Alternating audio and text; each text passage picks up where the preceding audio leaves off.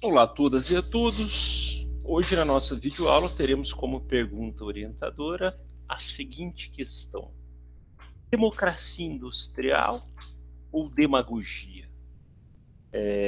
Dentro do campo da discussão da gestão de pessoas, nós vimos nas videoaulas anteriores um conjunto de estratégias e técnicas que visam manter os trabalhadores motivados para, consequentemente, produzir mais. Nesse campo, há uma perspectiva até de ordem filosófica de que a democracia no ambiente de trabalho, um ambiente de trabalho em que há participação, em que o trabalhador efetivamente participa das decisões da organização, isso tende a motivar esses trabalhadores e, consequentemente, não só motivá-los e aumentar a produtividade, como também trazer melhorias nos processos de inovação, sugestões, ideias, de controle de qualidade, né? Que é um tema vinculado a uma perspectiva da gestão do ambiente de trabalho a partir de uma ideia de democracia industrial. Porém, isso também pode ser criticado, dizendo que não é bem assim. Será mesmo que essas organizações elas são democráticas ou isso é apenas um discurso, mais um dos discursos para cooptar os trabalhadores, né?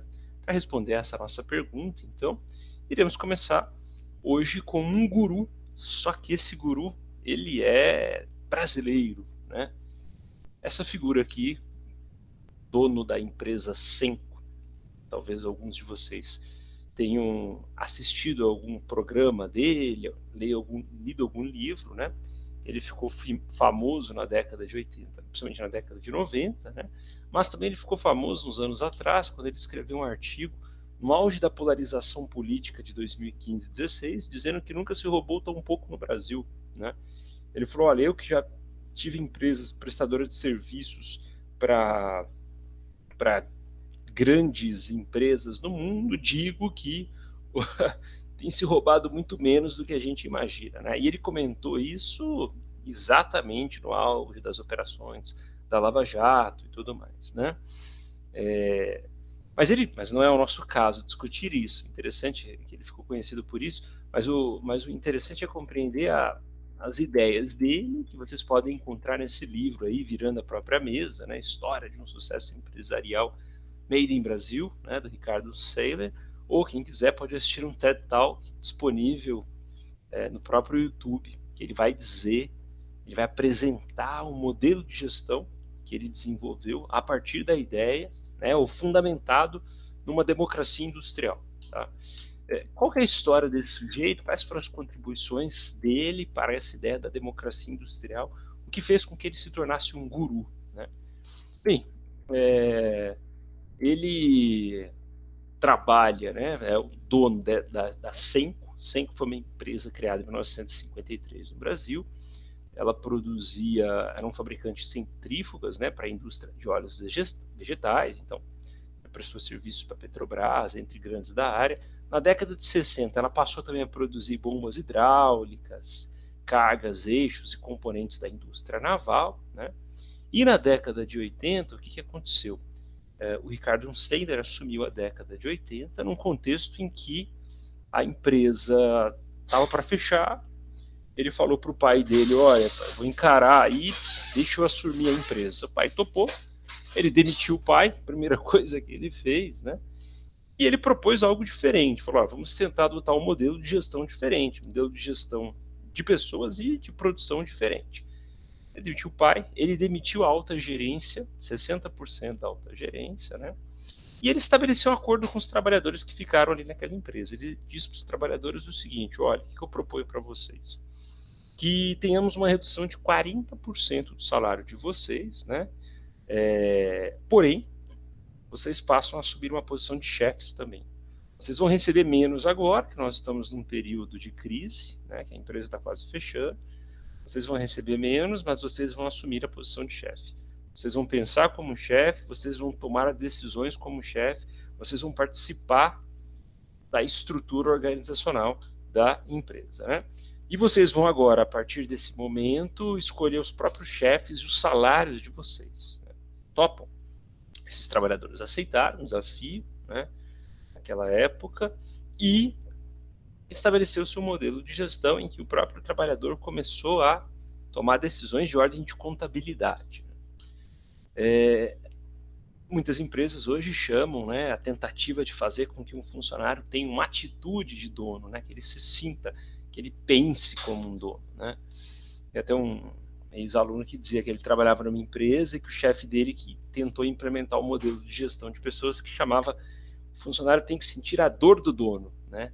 Só o dono sabe como dói quando se perde uma mercadoria, quando se perde dinheiro, dor de dono, né. Muito nessa filosofia. As mudanças implantadas do ponto de vista da gestão de pessoas, né? Os funcionários passaram a fazer o próprio horário, os funcionários eles passaram a entrevistar e selecionar e contratar os próprios chefes. Agora não é mais o chefe que seleciona o funcionário, mas é o funcionário que passa a selecionar o chefe. Os salários ele é delimitado em conjunto, né? E a cada 6 meses os funcionários estabelecem quanto cada um vai ganhar, eles fazem um próprio plano de carreiras, né? Não há um processo de planejamento estratégico a longo prazo naquela situação. Os funcionários escolhem até a cor da empresa, o maquinário, a dinâmica do dia a dia, e ainda o funcionário poderia até abrir mão de parte do salário para não trabalhar alguns dias durante a semana. Modelo de gestão de uma democracia bem radical, já que o funcionário começa a decidir algumas questões de ordem estratégica nesse ambiente de trabalho. A pergunta é, essa proposta que ele fez, no final da década de 80, era uma empresa que estava quebrando, em uma sociedade como a nossa, que sofremos muito de déficits democráticos, já que, se considerarmos o Brasil enquanto uma invenção de 1.500 anos para cá, né, se considerarmos que o Brasil foi inventado, né, descoberto, 1.500 anos para cá, nós não temos mais de 60 anos de democracia. Nesses 500 anos foram 440 anos de formas absolutistas, ditatoriais, escravocratas, de golpes e golpes, né? Então a gente tem um déficit democrático.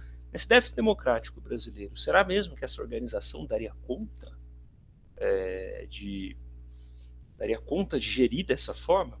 Bem, a resposta foi a seguinte: quais os resultados gerados por esse modelo de gestão de pessoas? Tá? Primeiramente, com a participação dos funcionários, o que aconteceu? Houve uma elevação do nível de conhecimento sobre a operação, né? Se antigamente havia uma função de tarefas, com o funcionário compreendendo o processo como um todo, né, tomando decisões de ordem estratégicas, o que o funcionário faz? Ele começa o quê? A contribuir para as melhorias, ele começa a se sentir dono, ele começa a se preocupar, algo que não era importante para ele, agora que chega na mão dele, ele pode decidir quem é o chefe, ele vai começar a se preocupar para um bem coletivo, né? Um segundo aspecto, esse tipo de atitude que fez com que todos participassem dos processos e que tivessem participação nas decisões estratégicas, resultou que era uma redução em 65% do patrimônio, né? Ou seja, uma redução de custo, aumentando a eficiência operacional, reduzindo os prazos de entregas, né?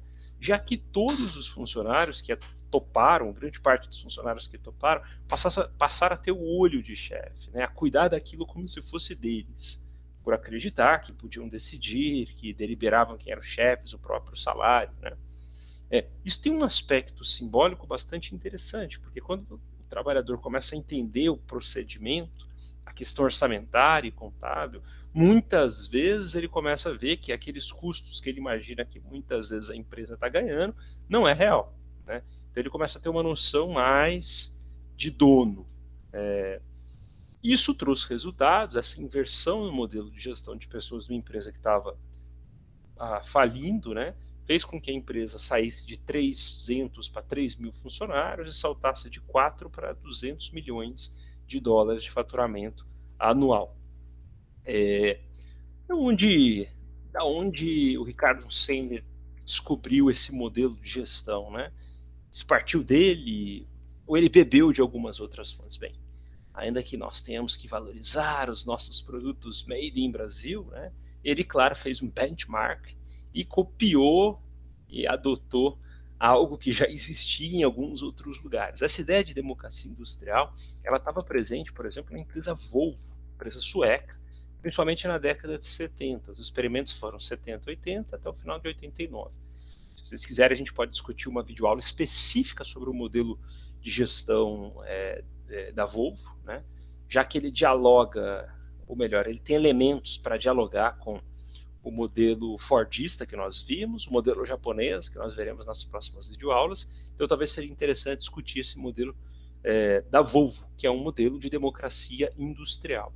A Volvo adota isso, pelo menos a Volvo adotou isso na década de 70. Né? O setor operacional passou a adotar decisões de ordens estratégicas no âmbito da administração da produção. Né? E eles utilizaram da tecnologia, o avanço tecnológico, com decisões de ordem estratégicas, né? Que é uma teoria, inclusive, sociotécnica, que vem dizer que a técnica não é neutra, né? E que ela deve estar a serviço do homem, não o contrário. E também essas propostas utilizadas por Ricardo Sandler também dialogam com esse instituto inglês que na década de 50 e 70 começou a adotar um conjunto de experimentos para mostrar o seguinte: olha, a eficácia do sistema, ela depende sobretudo do sistema social, né? E que rege imposições do sistema técnico. Ou seja, a dimensão social ela é crucial. Os elementos de participação eles são cruciais para os processos produtivos. Diferente do que pensava, por exemplo, Taylor, diferente do que pensava Ford, né? Diferente do que pensava a própria Escola de Recursos Humanos até então, né? Que considerava a importância dos aspectos do trabalhador, subjetivos e tudo, mas ainda estabelecia essa dicotomia entre o pensar e o agir. A partir dessa ideia de democracia industrial, que os modelos de gestão de pessoas vão começar a dizer, olha, o trabalhador ele não está alheio, ele tem que participar das decisões, a gente tem que usar o próprio cérebro do trabalhador, não basta usar só as mãos e o corpício, agora temos que usar o cérebro do trabalhador também para as decisões. Né? Então, um caso interessante, né, desse instituto inglês foram os experimentos numa mina de carvão inglesa na época, que eles observaram o seguinte: eles compararam um modelo taylorista da época, né, das minas que adotavam o modelo taylorista, para aquelas minas que adotavam um modelo de participação, de democracia industrial. Então, os estudos, por exemplo, de Rice, Emer, Trist e Bunford, o que eles observaram? Nas minas em que existia um modelo taylorista, né, como é que funcionava o trabalho? Né? Nas minas que existia um modelo taylorista, a produtividade era muito alta, Taylor na veia. Né? Porém, havia um índice de absenteísmo muito forte, os conflitos sociais também. Né? Esse era um fato. Era muito produtiva, mas repleta de conflitos, de tensões, de faltas no ambiente de trabalho. Já naquelas minas em que as condições de trabalho elas eram coletivas, em que havia ali rotatividade de tarefas, né, em que os salários estavam mais iguais e dependia de uma produção coletiva, o que acontecia nesse ambiente? Ele talvez não fosse tão produtivo quanto o taylorista, mas as condições de trabalho elas eram melhores, a rotatividade ela era menor, as faltas no trabalho elas eram menores, né? O que vem colocar em xeque essa lógica taylorista, né? De que a taylorista ela é extremamente eficiente do ponto de vista da produção, mas ela é ineficiente em outros critérios, né? Como a qualidade do trabalho, como as questões do absenteísmo, da rotatividade, que também interferem na dimensão da produtividade. Claro que a gente pode questionar, né, o que rege a regra do jogo. Se o que rege a regra do jogo muitas vezes é o lucro, e muitas vezes o lucro está atrelado à produtividade, que se dane as condições do trabalho, que se dane a democracia. Tudo vai depender da natureza da organização. Né? De um modo geral, organizações em que a rotatividade ela compromete menos o produto, ok. Né? Eu vou tratar o trabalhador como uma simples engrenagem. Já em organizações que exigem do cérebro do trabalhador, que são principalmente as organizações do âmbito tecnológico, esse tipo de modelo de gestão talvez não seja tão estratégico. Por isso que essas empresas tendem a afastar um pouco dessa ideia taylorista que vê o trabalhador como alheio, como aquele que não pode participar das decisões. Né? Mas a gente pode questionar o seguinte: olha, esse modelo de democracia industrial ele é muito interessante, o trabalhador poder participar das decisões, né? Mas será que ele decide efetivamente? Quem efetivamente decide? Né? Vejamos esse dilema aqui, né? Esse dilema ético, esse dilema filosófico. Quando alguém pergunta, eu vou te dar duas opções. Você pode ir para a esquerda ou para a direita, você pode tomar a decisão X ou Y. Na verdade, ela está te dando duas opções ou ela está te dando apenas uma? Duas opções. Né? Então, quando eu digo, olha, você tem duas opções, quem decidiu as duas opções? Foi o indivíduo ou foi a pessoa que deu as duas opções? Então, na verdade, se o indivíduo não decidiu, as duas opções, ele está decidindo apenas uma, que ele vai ter que acatar uma dessas duas opções, né? Esse exemplo vem dizer o seguinte: será mesmo que o trabalhador, no processo de democracia industrial, ele efetivamente participa das decisões estratégicas? Vou voltar para esse slide aqui para trazer uma observação, por exemplo, de Trachtenberg, né? Maurício Trachtenberg ia dizer o seguinte: olha, esse modelo participativo, ele era um modelo de falsa consciência, né? Era uma coparticipação, efetivamente, porque os processos decisórios, né, eles, na verdade, já tiveram as decisões tomadas. Por exemplo, quem é dono da empresa do Ricardo Sender? É ele. Quem é o acionista majoritário? É ele. Não sei se eles abriram capital agora, né? Mas, assim, esses trabalhadores, eles possuem pequenas cotas. O capital não é o mesmo, não é uma estrutura cooperativa em que todos possuem a mesma estrutura do capital. Então, há modelos de participativo, de democracia, mas essa democracia, muitas vezes, ela se concentra mais no nível da produção do que no nível das decisões de ordem estratégica. Quem que é o acionista? Quem que é o dono, no final das contas? Quem que manda nessa bagaça, né? Então, esse é um ponto bastante interessante que mostra que muitos desses modelos de democracia industrial são avanços, sim, em relação ao modelo taylorista, mas são democracias extremamente situacionadas ali. Eles não participam das decisões de ordem efetivamente estratégicas. E aí tem um caso bastante interessante, né? No âmbito da administração pública, que foi o movimento do orçamento participativo. Então, o orçamento participativo, que começou no final da década de 80 em Porto Alegre, se expandiu para Belo Horizonte, para São Paulo, que era o seguinte: olha, um modo de gestão em que a própria população vai decidir sobre o orçamento. E aí a população se reunia, haviam lá os comitês gestores, a população decidia onde queria gastar o dinheiro, determinado recurso da prefeitura, né? Se fariam pontes, se asfaltariam, enfim, se trariam quadras, escolas, a população participando do Estado, deliberando sobre as tomadas de decisão. Isso foi um avanço, sem sombra de dúvida, para aqueles que acreditam numa democracia participativa, né? Porém, também foi repleto de contradições e limites, né? Quem tiver interesse pode ler esse artigo do Leonardo Avitzer, que ele vai dizer que o orçamento participativo, a teoria democrática, em que ele vai fazer um balanço dessas experiências, que ele vai mostrar o seguinte: olha, isso foi muito bom, mas a gente não pode esquecer que grande parte desse orçamento participativo foram pequenas frações do orçamento, não foi a estrutura orçamentária como um todo.